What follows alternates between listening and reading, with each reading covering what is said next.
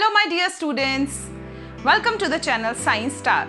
Let's continue the topic of class 7, chapter number 1, that is nutrition in plants. As we all know that there are two modes of nutrition in plants, autotrophic mode and another one is heterotrophic mode of nutrition. In my previous video, we have studied about the autotrophic mode of nutrition. In this video, we are here to discuss the heterotrophic mode of nutrition in plants. That means how do plants obtain their food in heterotrophic mode of nutrition. So are you all ready? Let's start. There are two modes of nutrition in plants, autotrophic and heterotrophic.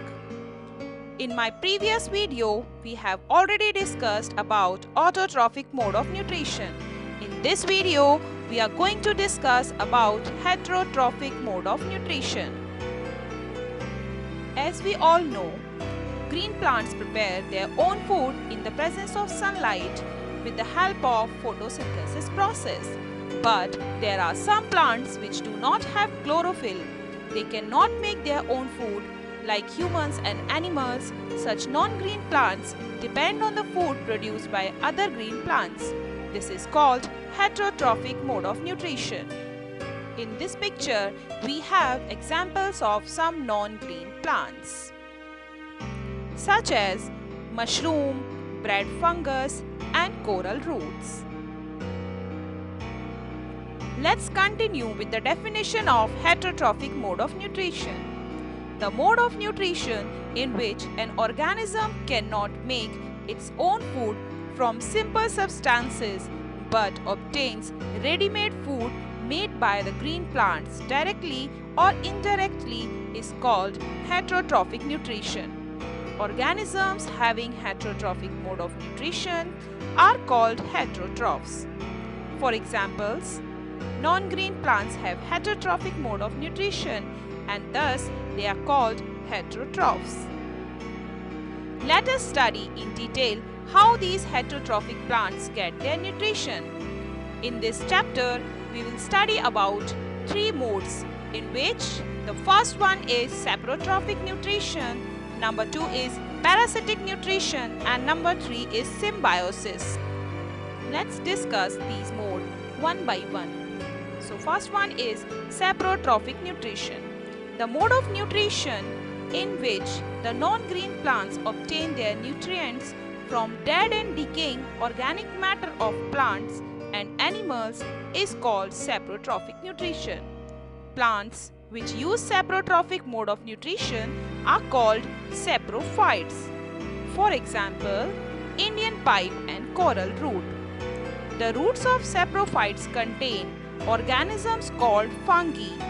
The fungi, like mushroom, secrete digestive juices on the dead and decaying matter and convert it into the liquid that is used as nutrient by the non-green plants. Second mode of nutrition is parasitic nutrition.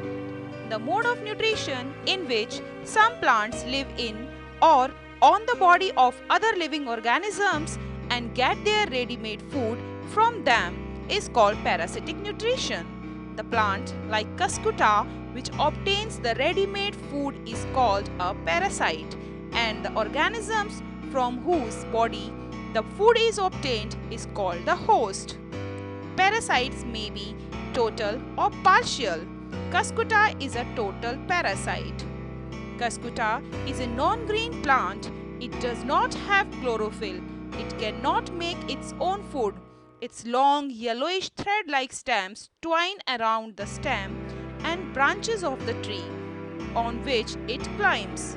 It has a special structure called haustoria which pierces into the plant's body on which it climbs for absorption of ready-made food.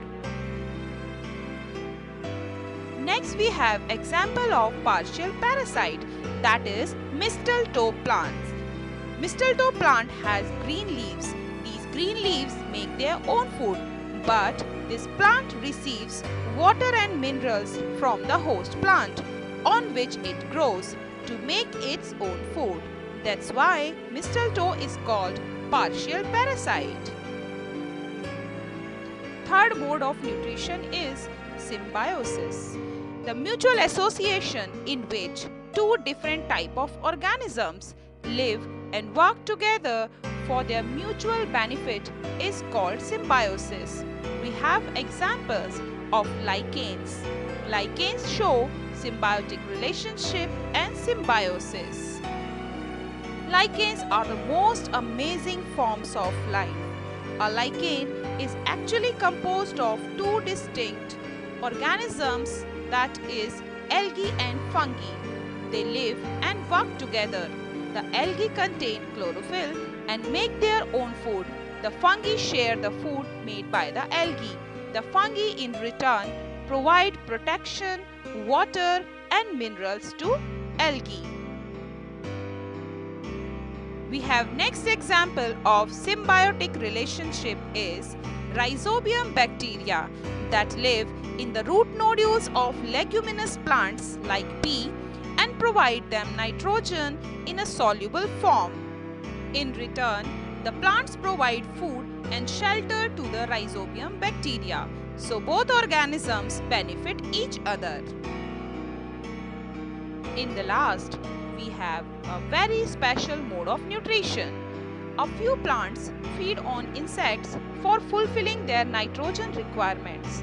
Such insect-eating plants are called insectivorous plants. For example, picture plant, Utricularia, Venus flytrap and Drosera are some insectivorous plants. They are generally green plants, therefore they can prepare their own food. But for preparing proteins, they cannot get nitrogen from the surroundings. The insects on which they feed fulfill their nitrogen requirements. We have pictures of such insectivorous plants. So students, I hope you understood the topic which we have discussed today. Kindly like, share and subscribe this channel for more classes. Bye bye.